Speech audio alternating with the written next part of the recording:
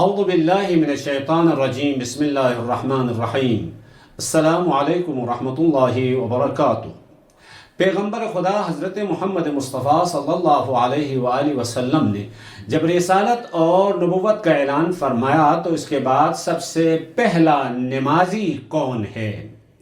اس سوال کا جواب ہمیں اہل سنت برادران کے معتبر ترین حدیث اور تاریخ کی کتابوں میں یوں ملتا ہے: انا اول رجل صلی مع رسول اللہ صلی اللہ علیہ وآلہ وسلم۔ خود مولا امیر علیہ السلام فرماتے ہیں، میں پہلا وہ نمازی ہوں جس نے پیغمبر خدا کے ساتھ نماز پڑھی۔ امام احمد نے اس واقعے کو اور اس حدیث کو اپنی مسند جلد نمبر 1 صفحہ نمبر 141 حدیث نمبر 1151 میں، اور علامہ ابن شیبہ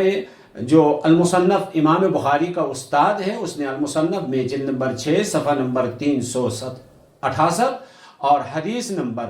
3285 میں، اور امام شیبانی نے فی الاحاد والمثانی جلد نمبر 1 صفحہ نمبر 149 حدیث نمبر 179 میں اس واقعے کو نقل کیا ہے۔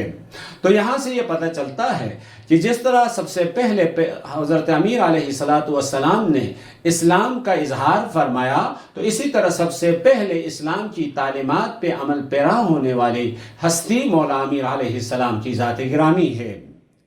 جب مولا امیر علیہ السلام ایمان لانے میں اور اسلام کا اظہار فرمانے میں اور اسلام کی تعلیمات پہ عمل پیرا ہونے میں تمام مسلمانوں سے مقدم ہے، تو اس کا مطلب یہ ہے تمام نیکیوں اور تمام اچھے اعمال اور تمام خیرات کے انجام دینے میں بھی